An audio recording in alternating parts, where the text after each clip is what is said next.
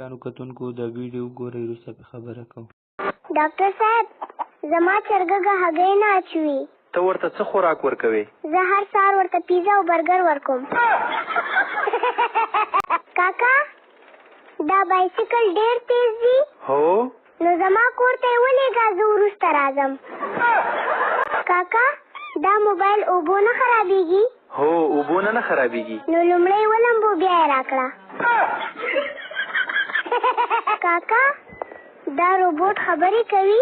هو نو دکان ورته پرېږده ته کور ته لاړ شه.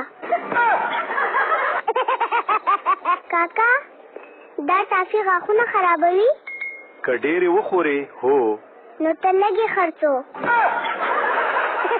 کاکا په ناریال کې اوبه دي؟ هو ډکې دي. اوبه ته وڅښه ناریال ماته راکړه. کاکا دا کیک خوږ دی؟ هو ډېر خوږ دی. نو په چای کې واچوې څخه. تاسو ویډیو وکتله. داسې ټایپ ویډیوګانې ډېر په اسانه طریقه باندې جوړېږي په AI باندې. څنګه یې جوړو مکمل طریقه درته درښایم. ویډیو تر لاسته وګورئ. د ټول نه لومړی خو زموږ چینل سبسکرایب کړئ او د دې نه بعد تاسو راشئ زموږ د دې ویډیو ډسکرپشن ته. ډسکرپشن زموږ دا دغه کاپي کړئ سکرپټ نه دی. دا سکرپټ چې تاسو کاپي کړو دلته به بیا راشئ چټ GPT ته. صحیح شو که نه؟ چټ GPT ته چې راغلئ دلته دا کوم سکرپټ چې تاسو زموږ د ډسکرپشن نه کاپي کړو دغه ټیکسټ به موږ دلته پیسټ کړئ. صحیح شو که نه؟ تاسو چې دلته څنګه پیسټ کړئ ډایرکټ به په سینډ باندې کلیک وکړئ.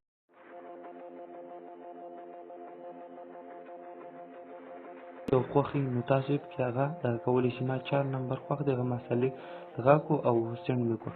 اوس دا دلته ما ته دغه راکړل فرنټ یې راکړل. دا دې ځای نه زه سلیکټ کوم. صحیح شو که نه؟ دا زه ټول به د دې ځای نه سلیکټ کړم. صحیح شو تر لاسته پورې او دا به دې ځای نه کاپي کړم. صحیح شو. کاپي کول نه بعد به موږ راشو کروم براوزر ته.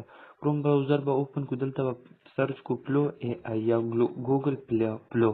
صحیح شو. دلته ما سرچ کړو او دا دې په لومړي دغه باندې ما کلیک کړو. دا به د خپل جیمیل یا د ګوګل څخه دغه کوي لاګین کوي. صحیح شو. دا ما د لاګین کو د خپل یوې آی ډی نه به لاګین کوي. په یوې آی ډی باندې دلته 50 کریډټ ورکوي او دا ویډیو په 15 کریډټ باندې سازیږي. دلته به په نیو پروجیکټ باندې کلیک وکړو. صحیح شو. په نیو پروجیکټ باندې چې موږ کلیک وکړو صحیح شو. دلته به موږ ته داسې دغه اوپن شي. یو پیج به موږ ته اوپن شي.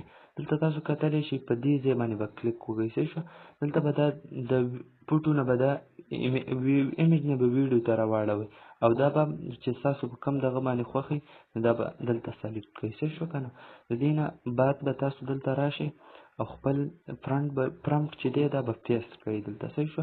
چې پیسټ هم کړو په سینډ باندې به کلیک وکړئ. په لږ ټایم کې به ستاسو ویډیو دلته جنریټ شي ډېره په ایزي طریقې سره. تاسو به لږ ویټ کوئ. صحیح شو. دا ویډیو دا دی زموږ جنریټ شوله.